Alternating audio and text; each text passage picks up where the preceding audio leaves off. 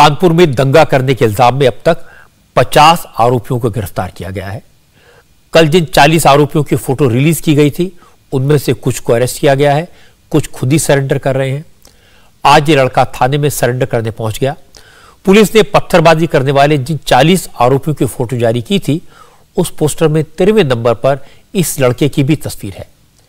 जब ये लड़का सरेंडर करने पहुंचा तो इसका दावा था कि वो नाबालिग है। अब पुलिस दस्तावेजों की जांच कर रही है। फिलहाल इस लड़के को पुलिस ने जुवेनाइल की तरह ही ट्रीट किया, उसे जेल नहीं भेजा। कानपुर पुलिस का दावा है कि दंगाइयों और उनके मददगारों के खिलाफ एक्शन बिना किसी भेदभाव और बिना किसी पक्षपात के हो रहा है। धर्म या मजहब को देखकर कार्रवाई नहीं हो रही है। लेकिन कानपुर के शहर काजी आरोप लगा रहे थे कि पुलिस सिर्फ मुसलमानों को ही अरेस्ट कर रही है। हकीकत यह है कि पुलिस ने रोमा ग्राफिक प्रिंटिंग प्रेस के मालिक शंकर प्रसाद को भी अरेस्ट किया है। शंकर प्रसाद सलाखों के पीछे हैं। इनकी प्रिंटिंग प्रेस में बाजार बंद करने की अपील वाले पोस्टर छपे थे। कानपुर में हिंसा का मास्टरमाइंड है हयात जफर हाशमी। हाशमी ने बंद की कॉल दी। इसके पोस्टर शंकर प्रसाद की प्रिंटिंग प्रेस में छपवाए थे। शंकर प्रसाद ने इसकी जानकारी पुलिस को नहीं दी, इसलिए अब हवालात की हवा खा रहे हैं। हालांकि शंकर प्रसाद का कहना है कि उन्होंने सिर्फ 10 पोस्टर छापे, 200 रुपए का काम किया। उन्हें न दंगे का पता था, न बंद की कॉल थी, सिर्फ 200 रुपए का काम किया और 2 दिन से हवालात में है। कौन आया था? जफर हाशमी। क्या बोला था आपसे उसने? 20 पोस्टर छपने थे, 20 पोस्टर छाप दिए। 20 पोस्टर छपने थे, छाप दिए। बस 200 रुपए का कुल काम किया। 2 दिन से मैं परेशान हूँ। 200 रुपए का काम किया, 2 दिन से परेशान हूँ मैं खुद। हवालात की खैर। कितना पैसा मिला था आपको? 200 रुपए। 200 रुपए। बस 20 पोस्टर थे। और भी पहले आता था कभी आपसे पोस्टर छपवाने के लिए? नहीं, विजिटिंग कार्ड अपने एक बार छपवा ले गए थे बस। अब आप क्या चाहते हैं? हम तो चाहते हैं मेरी जो गलती क्षमा की जाए, मैं निकलूँ बाहर अपना काम देखें। हाशमी, पहले आपको लगता था कि हाशमी इन सब चीजों में इन्वॉल्व है? नहीं, ऐसा नहीं। बाकी सारी बातें समझ में आ सकती हैं, लेकिन ये समझना जरूरी है कि आखिर कानपुर के शहर काजी ने सड़क पर उतरने की बात क्यों कही। सरकार ने अभी ना तो आरोपियों की प्रॉपर्टी पर बुलडोजर चलाने की बात कही है, न इस तरह का कोई एक्शन हुआ है। तो फिर शहर काजी ने ऐसा क्यों कहा कि बुलडोजर चला तो कफन बांधकर सड़कों पर उतरेंगे। इस सवाल का जवाब दिया एडीजी प्रशांत कुमार ने।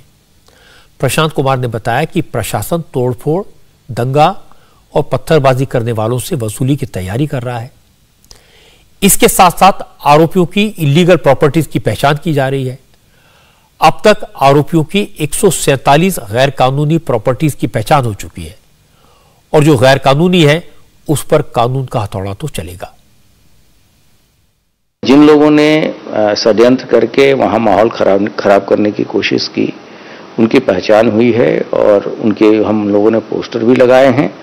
इनके विरुद्ध हम गैंगस्टर की कार्रवाई करेंगे, इनकी कुर्की जब्ती करेंगे और इनके द्वारा अगर कोई अवैध संपत्ति अर्जित की गई है तो उसकी भी पहचान करके हम उसको अंतिम रूप तक ले जाएंगे। इसके अतिरिक्त जो भी प्राइवेट या पब्लिक प्रॉपर्टी को डैमेज इनके द्वारा किया गया है, उसकी हम क्षतिपूर्ति भी वसूली करेंगे। इस मामले में जो एफआईआर हुई उसमें एक एफआईआर में लिखा कि आतंकी हमले की तैयारी थी, तो अभी तक जो जांच हुई है उसमें कोई ये टेरर एंगल मिला? ये जिस भी व्यक्ति ने, जो घायल व्यक्ति था, अगर उन लोगों ने जो भी लिख के दिया, हमने उस पर एफआईआर दर्ज किया है। कुल 3 मुकदमे दर्ज हुए हैं और इसकी विवेचना चल रही है।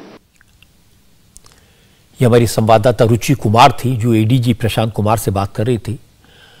उत्तर प्रदेश सरकार के फॉर्मर मिनिस्टर, बीजेपी के नेता सिद्धार्थनाथ सिंह ने भी यही बात कही। सिद्धार्थनाथ सिंह ने कहा जो दंगा करेगा उसकी संपत्ति पर बुलडोजर चलेगा। सिद्धार्थनाथ सिंह ने कहा शहर काजी को अमन चैन की बात करनी चाहिए, धमकी देने की नहीं। काजी जो होते हैं वो अमन चैन की बात करते हैं, नहीं धमकाने की बात करते हैं।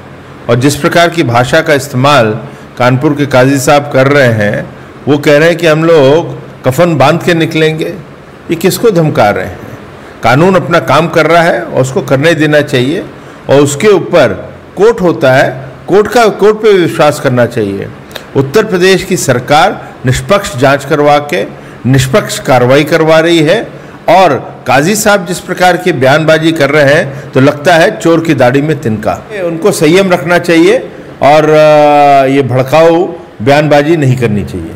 को उत्तर प्रदेश की पुलिस को, उत्तर प्रदेश की सरकार को और विशेष रूप से योगी सरकार को कोई धमकाने की बात करेगा तो वो किसी के धमकाने में आते नहीं है। योगी आदित्यनाथ का ट्रैक रिकॉर्ड बिल्कुल क्लियर है। उनका अंदाज सबको मालूम है, बेगुनाह को छेड़ो मत, गुनहगार को छोड़ो मत। पुलिस को यही निर्देश है। लखनऊ में सीएए के प्रोटेस्ट के दौरान इसी तरह का हंगामा हुआ था, पत्थरबाजी हुई थी, आगजनी हुई थी और उसके बाद आरोपियों के पोस्टर छपे, गिरफ्तारियां हुई, प्रॉपर्टी जब्त हुई, गैर कानूनी प्रॉपर्टीज पर बुलडोजर चले। तब से ट्रेंड बन गया है। अब यूपी में तमाम गैंगस्टर के खिलाफ, दंगा करने वालों के खिलाफ इसी तरह का सख्त एक्शन होता है। इसीलिए यूपी की कानून व्यवस्था में सुधार दिखाई दिया है।